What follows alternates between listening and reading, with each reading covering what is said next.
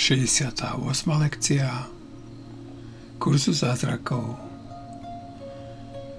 Láska si nesťažuje. Láska si nesťažuje. Nie je možné, aby ste vy, ktorého stvorila láska takého, aká je ona sama, mal nejaký dôvod k sťažnostiam a poznal svoje ja. Mať dôvod k sťažnostiam znamená zabudnúť na to, kým naozaj ste. Mať dôvod k sťažnostiam znamená vidieť sa ako telo. Mať dôvod k sťažnostiam znamená dovoliť egu vládnuť vašej mysli a odsúdiť telo k smrti. Možno ste si ešte úplne neuvedomili, čo uchovávanie dôvodov k sťažnostiam spôsobuje vašej mysli. Zdánlivo vás oddeluje od vášho zdroja a činí vás odlišným od Boha. Presvedčí vás, že Boh je ako to, čím si myslíte, že ste sa stali vy. Pretože nikto si nemôže predstavovať svojho stvoriteľa ako odlišného od samého seba. Tým, že ste oddelení od svojho ja, vaše ja, ktoré si je i naďalej vedomé svojej podobnosti s Bohom, vyzerá, že spí. Zatiaľ, čo iná časť vašej mysle, ktorá vyvoláva dojem, že bdie, spriada vo vašom spánku ilúzie. Môže toto všetko vzniknúť z uchovávania dôvodov k sťažovaniu si? Samozrejme. Ten, kto chová dôvody k sťažnostiam, popiera, že bol stvorený láskou a v jeho sne o nenávisti sa pre neho stal stvoriteľ strášným. Môže niekto snívať o nenávisti a nebáť sa Boha? To, že tí, ktorí chovajú dôvody k sťažnostiam, definujú Boha podľa svojho vlastného obrazu, je rovnako nevyhnuté ako to, že ich Boh stvoril ako seba samého a definoval ich ako svoju súčasť. To, že tí, ktorí chovajú dôvody k sťažnostiam, budú trpiť vinou, je rovnako nevyhnutné ako to, že tí, ktorí odpúšťajú, nájdu mier. To, že tí, ktorí chovajú dôvody k sťažnostiam, zabudnú na to, kto naozaj sú. Je rovnako nevyhnutné, že aj tí, ktorí odpúšťajú, si na to spomenú.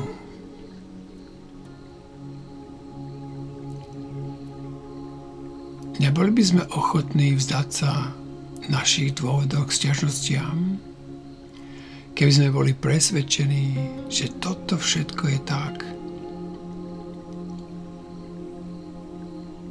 Možno si myslíte, že sa svojich dôvodov k sťažnostiam nemôžete zdať. To však jednoducho záleží na motivácii. Dnes sa pokúsime zistiť, ako by ste sa cítili bez nich. Ak uspejete aspoň čiastočne, už nikdy nebudete mať s motiváciou problémy. Dnešné dlhšie cvičenie začneme tým, že budeme vo svojej mysli hľadať tých, proti ktorým niečo máme, čo považujeme za závažnejší dôvod k sťažnostiam. Niektoré z nich nájdeme veľmi ľahko. Potom premýšľajme o zdánlivo menších sťažnostiach alebo odsudkov na tých, ktorých máme radi a o ktorých si dokonca myslíme, že ich milujeme.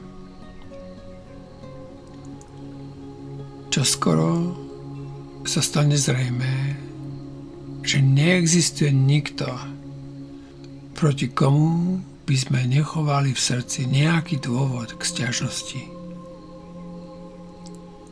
Z toho dôvodu sme vo svojom vnímaní seba samého zostali v celom vesmíre osamotení.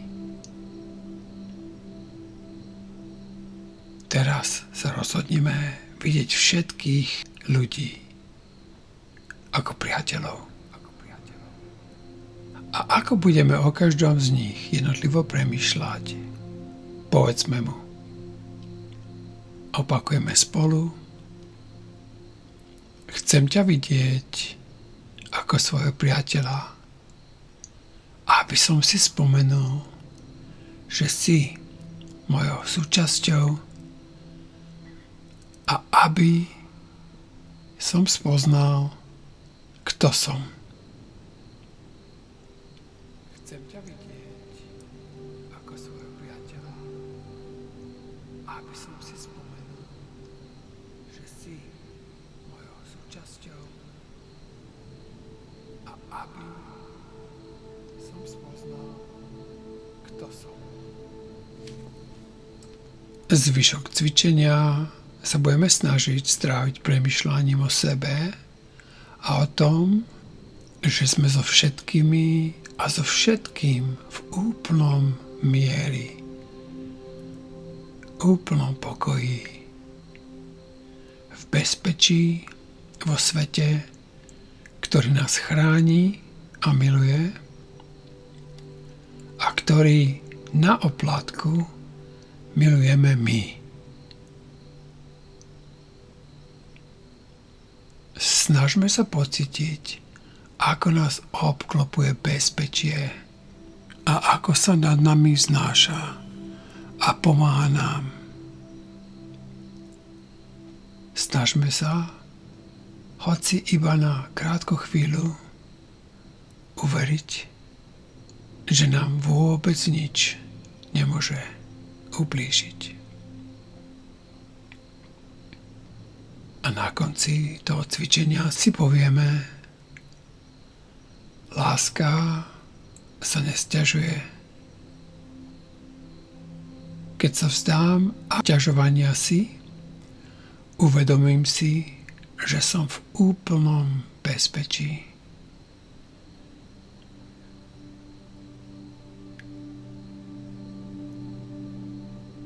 Kratšie cvičenia by mali zahrnúť rýchlejšie použitie dnešnej myšlienky, kedykoľvek nás nápadne nejaký dôvod k sťažnostiam, či už voči niekomu fyzicky prítomnému, či neprítomnému v tejto podobe. Láska sa nesťažuje. Nedovoľ, aby som zradil svoje ja. Okrem toho si opakujme myšlienku niekoľkokrát za hodinu v tejto podobe. Láska sa nesťažuje. Chcem sa prebudiť k svojmu ja tým, že zanechám všetky sťažnosti a precitnem v Bohu. Konec lekcie 68. Láska si nesťažuje. Láska si nesťažuje.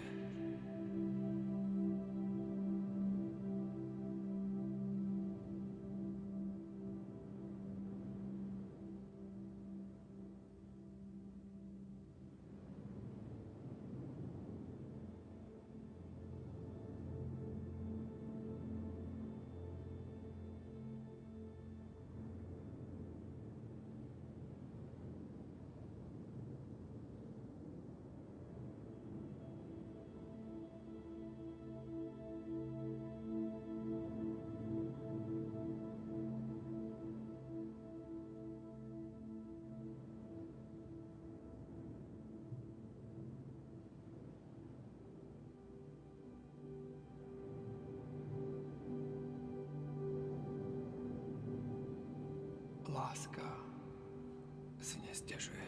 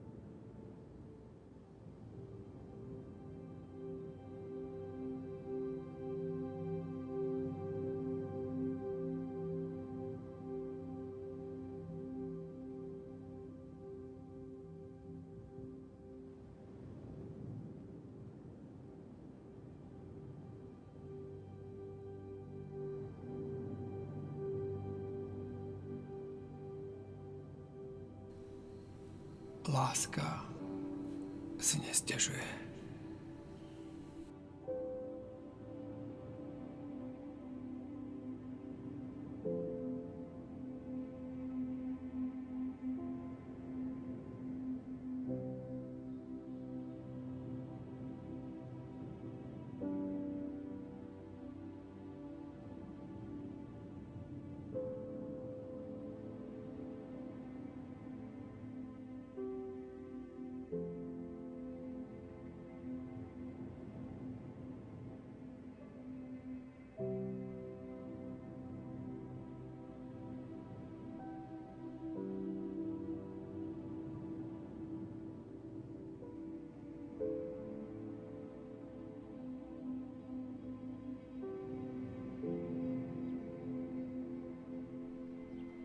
Láska si nesťažuje.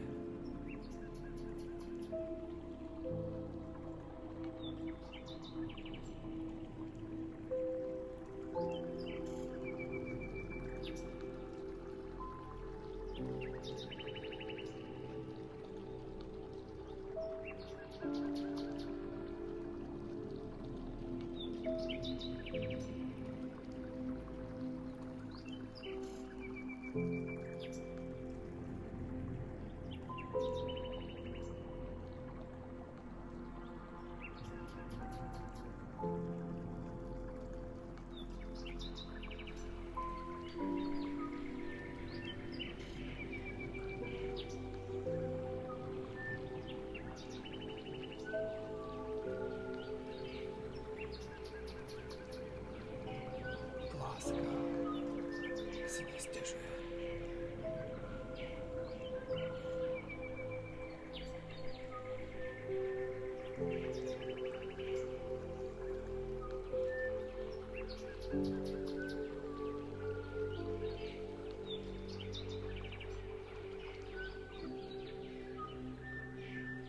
Láska si nesťažuje.